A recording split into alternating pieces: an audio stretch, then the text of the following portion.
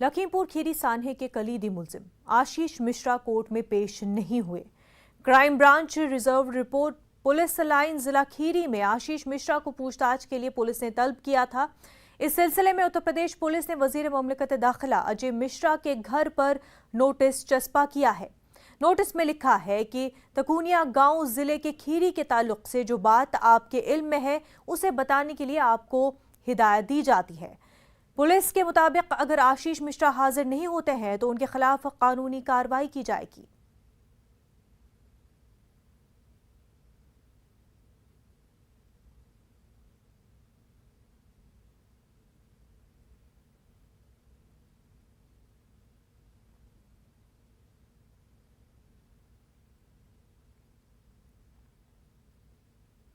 लखीमपुर सान्हे पर supreme court में आज भी समाअत होगी।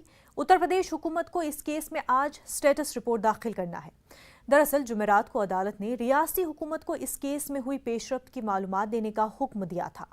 अदालत ने उत्तर प्रदेश हुकूमत के वकील से दरियाफ्त किया था कि इस मामले में अब तक क्या कार्रवाई की गई है, कितने अफराद के खिलाफ एफआईआर दर्ज हुई है और कितनों को गिरफ्तार किया गया है।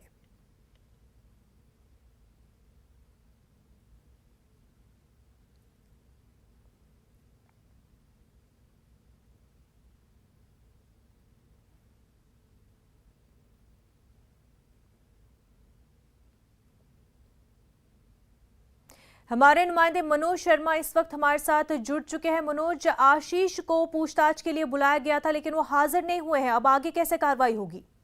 बिल्कुल, मैं बताना चाहता हूँ लखीमपुर खीरी के तिकोनिया में किसानों का के बीच और बीजेपी कार्यकर्ताओं के बीच संघर्ष हुआ था, जिसमें 4 बीजेपी के 4 किसान और 4 अन्य लोग मौत हो गई थी। उसके बाद किसानों की तरफ से जो तहरीर दी गई थी उसमें मुख्य आरोपी आशीष मिश्रा केंद्रीय गृह राज्य मंत्री के पुत्र को बनाया गया था। उसके बाद पुलिस ने अपनी जांच की थी। जांच के आधार में जो 2 लोग गिरफ्तार हुए थे, लव कुश और आशीष पांडे, उनसे पूछताछ के दौरान कुछ तथ्य सामने आए थे।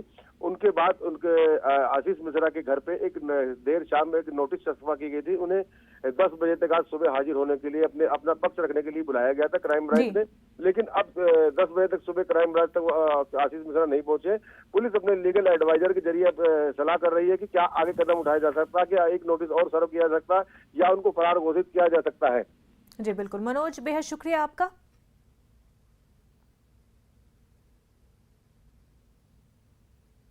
वहीं शिरोमणि अकाली दल का वफ्द भी आज लखीमपुर का दौरा करेगा। शिरोमणि अकाली दल का वफ्द लखनऊ पहुंच गया है। वफ्द में बीबी जागीर कौर, बलवंत सिंह, हरसिमरत कौर और बादल प्रेम सिंह समेत कई अहम चेहरे लखीमपुर दौरे के लिए लखनऊ एयरपोर्ट पहुंच चुके हैं। ये वफ्द लखीमपुर खीरी में होने वाले हालिया तशद्दुद में मुतासरीन के अहल खाना से मुलाकात करेगा। वफ्द में शामिल शिरोमणि अकाली दल की लीडर हरसिमरत कौर बादल ने लखीमपुर के मुतासरा खानदानों के लिए हुकूमत से मुआवजा, सरकारी नौकरी और मुजरिमीन की गिरफ्तारी का मुतालबा किया है। हरसिमरत कौर का कहना है कि सभी वीडियो सामने आ चुके हैं लेकिन फिर भी मुजरिमीन की गिरफ्तारी नहीं हो रही है। हम किसानों के साथ खड़े हैं। अपने किसानों के साथ मैंने मंत्रिमंडल से इस्तीफा दिया, किसानों के साथ खड़े होकर उनकी लड़ाई लड़ने के लिए। तो उनको तो शायद ये भी फोटो ऑफ लगता होगा। आज हम अपने लोगों के साथ खड़े होने आए हैं क्योंकि 5 दिन से वो इंसाफ की गुहार लगा रहे हैं। सारे देश को, दुनिया को वीडियो देख रहे हैं, लेकिन मैं हैरान हूं कि यहाँ की पुलिस और सरकार को क्यों ये नहीं दिख रहा, क्यों इनकी पीड़ा नहीं समझ रही। ये बच्चे किसी के हो सकते थे, ये किसी का बाप और किसी का भाई हो सकता था। जात में नहीं, धर्म में नहीं, इंसानियत के नाते ये किसान हैं जो देश का, लोगों का पेट पालते हैं। इतना तो इनके बारे में सोचना है। हम उनके साथ अपनी सहानुभूति खड़ा प्रकट करने के लिए, दुख में उनका दुख बांटने के लिए और हर तरह से उनकी जो मदद कर सकते हैं वो मदद देने के लिए हम यहाँ आए हैं। हम सभी लोग जो आए हैं, ये बहुत दुखदाई घटना, इसको जलियांवाला बाग के साके के भी साथ ऐसे ही हुआ है जी। इसका सारे देश, जहाँ जहाँ भी बैठे हैं लोग, हर जगह ये बहुत बड़ा दर्द और दुख हुआ है। हम जो हमारे वो दुखी परिवार है, सब लोग उनके साथ हमदर्दी करने, उसका दुख मनाने के लिए और उनके साथ खड़े होने के लिए आए हैं कि जो भी आपकी विपदा है, हम सारी शिरोमणि अकाली दल की तरफ से और सारी कौम की तरफ से हम आप सबके साथ हैं। आज अखिलेश यादव लखीमपुर जाएंगे। लखीमपुर सान्हे में मारे गए लोगों के अहल खाना से मुलाकात करेंगे और लखीमपुर महलुकीन को खराज अकीदत पेश करेंगे। इससे पहले लखीमपुर सान्हे पर एहतजाज के दौरान अखिलेश यादव को घर पर नजरबंद कर दिया गया था और उन्हें लखीमपुर जाने की इजाजत नहीं दी गई थी।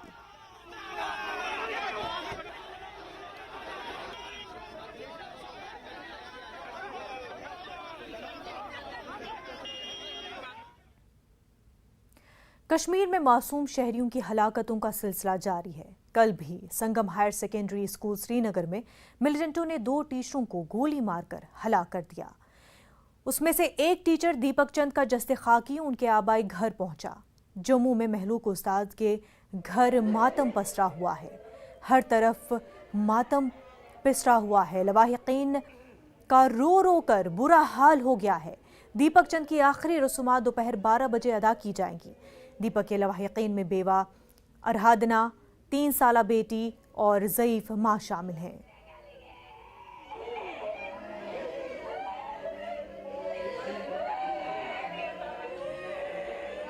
मिलिटेंट की तरफ से कल श्रीनगर में मारे गए टीचर दीपक चंद की लाश आज यहाँ जम्मू उनकी रेजिडेंस पर पहुंची है। ये रेजिडेंस जो है पलोरा में है और यहाँ पे आप खुद देख सकते हैं कि किस तरह का माहौल है। अगर हम कैमरामैन को बोलूँ कि जो नीचे आगे दिखाएं तो बहुत सारे लोग यहाँ पे पहुँचे हैं और जो उनकी आखिरी रसूमात है वो अब तकरीबन 12 बजे की जाएंगी, अदा की जाएंगी। और पूरा जो घर है यहाँ पे कल से ही जब से उनकी बॉडी आज रात को पहुँची है तब से यहाँ पे गम और मातम छाया हुआ है। पूरा इस पलोरा की बात करें इस इलाके में भी पूरा मातम है और पूरे जम्मू में जहाँ जहाँ पे लोग उनको जानते हैं, इनके रिश्तेदार दोस्त हैं या आम लोग हैं, वो भी बहुत ज़्यादा परेशान और मातम में हैं।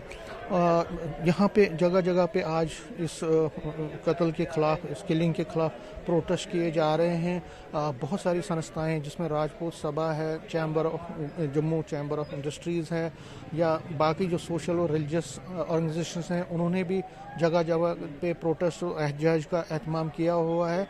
और ज़ाहिर तौर पर जो माइनॉरिटीज़ के बारे में जो कहा जा रहा है, जिस तरह से माइनॉरिटीज़ पे हमले तेज़ हो गए हैं कश्मीर वैली में और ख़ासकर श्रीनगर सिटी में, उसको देखते हुए जितने भी माइनॉरिटीज़ यहाँ पे हैं और वो ये मांग कर रहे हैं कि इनको पूरा जो है जो भी वहाँ पे माइनॉरिटीज़ काम कर रही हैं या रह रही हैं उनको प्रॉपर सिक्योरिटी फराहम किया जाए। और अगर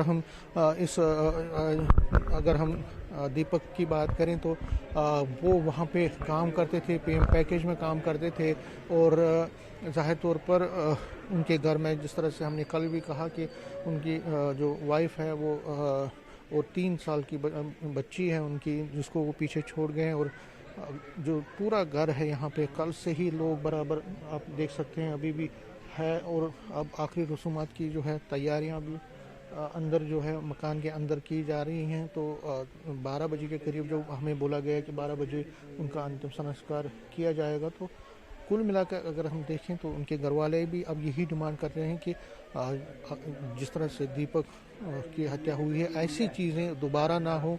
इसके लिए गवर्नमेंट को जितने भी सिक्योरिटी के मेजर्स हैं वो लेने चाहिए और जितने भी वहाँ पे जो सिक्योरिटी ग्रिड है उसको और मजबूत करना चाहिए ताकि ऐसे इंसिडेंट दोबारा ना हो और इस तरह से जो जो कीमती जाने हैं वो ज़ाया ना हो। कैमरामैन साहिबा के साथ में समीर भट्ट, न्यूज़ 18 जम्मू। वक्त हो गया एक छोटे से ब्रेक का, जल्द होंगे हाजिर।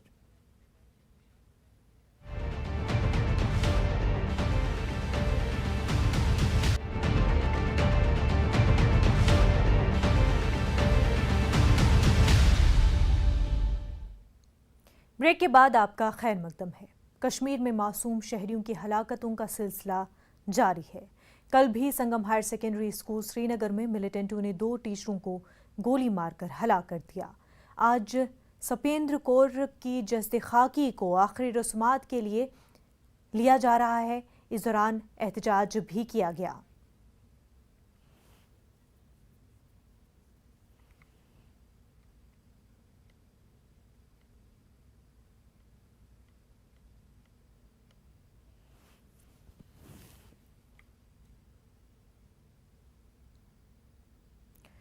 शिवापुर पर बड़ी कार्रवाई की है। एक कंटेनर से 25 किलो से जायद हीरोइन मंशियात पकड़ी गई है। जब्तशुदा हीरोइन मंशियात की कीमत बैनुल-अक़वामी मार्केट में 125 करोड़ बताई जा रही है। वहीं DRI ने नई मुंबई के इलाके से एक कारोबारी शख्स जे संघवी को गिरफ्तार किया है। गिरफ्तार मुलजिम को अदालत में पेश किया गया, जहां अदालत ने उसे 11 अक्टूबर तक DRI की तहवील में भेज दिया है।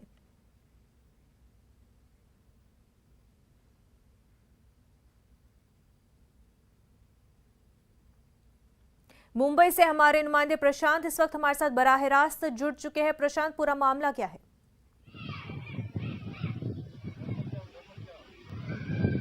जी बिल्कुल, देखिए पिछले दिनों DRI को एक जानकारी थी कि मुंबई से सटा इलाका नई मुंबई है, जहां पर नवाशिड़ा करके पोर्ट जो है, जहां पर बड़े बड़े कंटेनर्स आते हैं, वहां पर सामग्री भारी संख्या में उतारी जाती है। DRI को ये जानकारी थी कि इस पोर्ट पर जो है बड़ी मात्रा में हीरोइन आने के चांसेस है, जिसे ध्यान में रखते हुए DRI ने वहां पर छापेमारी की प्रक्रिया को अंजाम दिया और तकरीबन 25 किलो से ज़्यादा एक कंटेनर से हीरोइन बरामद किया, जिसकी कीमत अंतर्राष्ट्रीय मार्केट में 125 करोड़ बताया जा रहा है।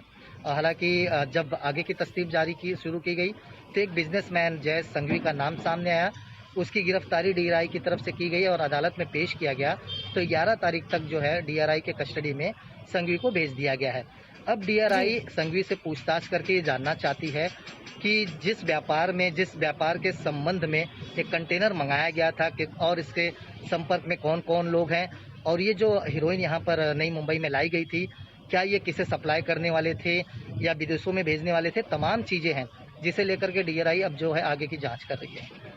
बिल्कुल, आगे की जांच इसमें लगातार जारी है। प्रशांत, बेहद शुक्रिया तमाम तफसीलात के लिए।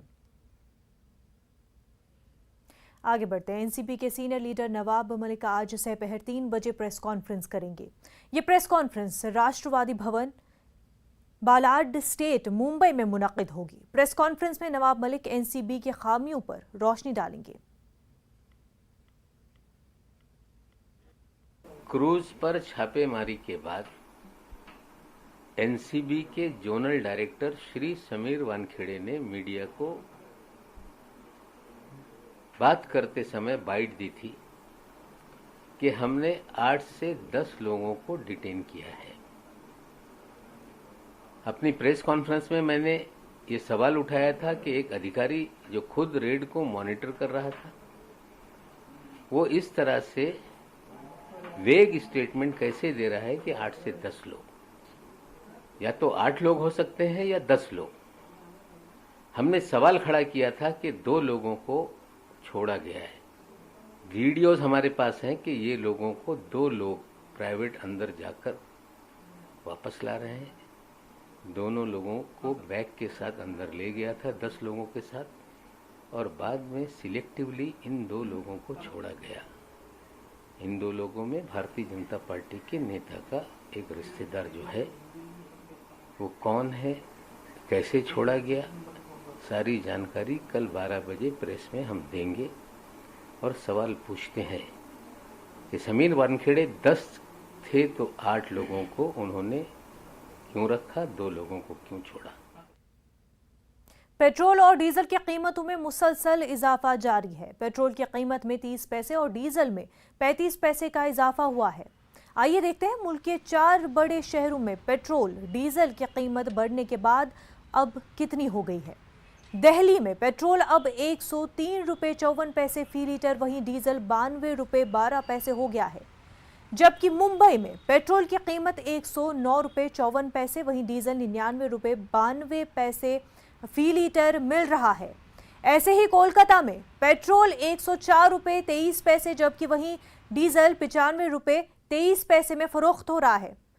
जबकि चेन्नई में पेट्रोल की कीमत 101 रुपये 1 पैसे और डीजल 96 रुपये फी लीटर फरोख्त हो रहा है। बहुत असर पड़ा है सर, काफ़ी असर पड़ा है जेब पर। अपने और खर्चे कम करके पेट्रोल डलवाना पड़ रहा है। 2500-2000 पहले हो जाता था, लेकिन अब 4000 से नीचे नहीं लगता पेट्रोल। अच्छा। जी, इनकम तो बढ़ी नहीं? नहीं, इनकम वही है, बल्कि और टैक्सेस बढ़ गए हैं। टैक्सेस हर चीज़ पे बढ़ गए हैं, खाने पे, हर चीज़ पे टैक्सेस। गैस है, पेट्रोल है, हर चीज़ पे बस बिजली थोड़ी सी भी रुकी हुई है, बाकी सब चीज़ों पे बढ़ ही गए। तकरीबन 4,000 के आसपास लगता था, अब 8 हो गया है। नहीं, इनकम तो 50% हो गई है। डेफिनेटली सारी चीज़ इंक्रीज कर गई है, सारे रेट हाइक कर गए हैं। सैलरी इनकम इतनी इंक्रीज नहीं करी है जितना रेट हाइक कर गए। हाँ, तनख्वाह तो यही वही है हमारा, मेरे को नहीं, सबको वैसी है, मगर जाने को आने को डेली 50 रुपये होता मेरे को, 1500 यही होता। अब बढ़ जा रहा, ऐसे बढ़ जा रहा डेली। बढ़ रहे नहीं, ट्यूशन फीस बढ़ रहे, बिरयानी जब था वो भी बढ़ रहा, वो कुछ भी नहीं पूछते। गवर्नमेंट 8 आना 4 आना बचे तो बोलना ही चाहिए। बोलिए, आप ही बोलिए, क्या होता साहब? एक चाय पिए तो 10 रुपये इतना प्याला, उसके बारे में कोई भी नहीं पूछते सब। खाली 4 आना 8 आना बढ़ गए तो अल्लाह मचा देते। रिजर्व बैंक ने अपनी सहमाही माली पॉलिसी का ऐलान किया। रेपो रेट और रिवर्स रेपो रेट में बैंक ने कोई तब्दीली नहीं की है। रेपो रेट 4 जबकि रिवर्स रेपो रेट हनूज 3.35% ही है। मुसलसल 9वीं बार इन शरहों में बैंक की जानिब से कोई तब्दीली नहीं की गई। इससे कबल मई 2020 में रेपो रेट को कम किया गया था। Based on an assessment of the evolving macroeconomic and financial conditions and the outlook, the MPC voted unanimously to maintain status quo with regard to the policy repo rate and by a majority of 5-1 to retain the accommodative policy stance.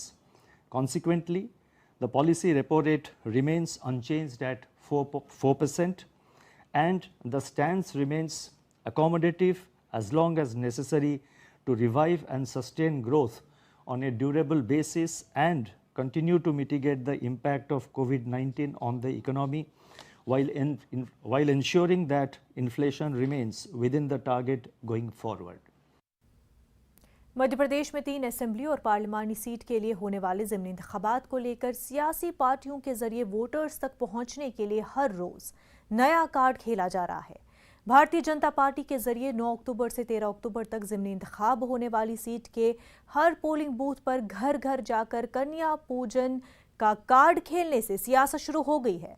Bharatiya Janata party के जरिए घर घर जाकर कन्या पूजन करने और आशीर्वाद लेने को जहां कदीम तहजीब का हिस्सा बताया जा रहा है, वहीं कांग्रेस ने बीजेपी पर इल्जाम लगाते हुए अपनी नाकामी को छुपाने के लिए जज्बाती इशू आवाम को गुमराह करने का इल्जाम लगाया है।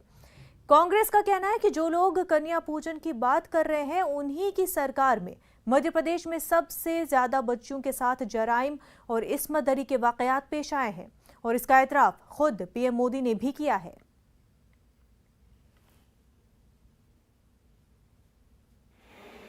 सभी हमारे भारतीय जनता पार्टी के कार्यकर्ता नवरात्रि के अवसर पर कन्या पूजन का कार्यक्रम घर घर जाके कन्या पूजन कार्यक्रम करेंगे। इसके पश्चात फिर कन्या पूजन का कार्यक्रम चलेगा। 9 से 13 तक का ये कार्यक्रम है। ध्वज है, झंडा है, उसको सभी कार्यकर्ता घर घर जाकर लगाएंगे और विजय का संकल्प लेंगे। विजयदशमी के अवसर पर विजय का संकल्प लेंगे। भारतीय जनता पार्टी ध्वजारोहण और कन्या पूजन करे, उसका हम स्वागत करते हैं, पर वो ये बता दें साथ साथ कि नरेंद्र मोदी जी ने कहा कि सबसे ज़्यादा रेप कन्याओं के मध्य प्रदेश में होते हैं। नरेंद्र मोदी जी ने कहा शिवराज सिंह जी को कि सबसे ज़्यादा बेटियों के साथ दुर्व्यवहार, अपहरण मध्य प्रदेश में ज़्यादा होते हैं। वो बताएं शिवराज सिंह जी। और भारतीय जनता पार्टी के बीजेपी के नेताओं ने, जैसे उन्नाव में एक विधायक ने बलात्कार किया, 8 महीने बाद उसकी एफआईआर हुई और उसकी मां को थाने में जला दिया गया, मार दिया गया। उसी की जिस बेटी ने रेप का एफआईआर कराई उसको ट्रक से कुचल दिया गया। मध्य प्रदेश में ऐसा रोज होता है। ये लगातार होने वाली बेटियों के साथ हत्या और अपमान की गाथा, इसको कैसे रोकोगे? पूजन। खबरनामे में फिलहाल इतना ही, हमें दीजिए इजाजत। आदाब।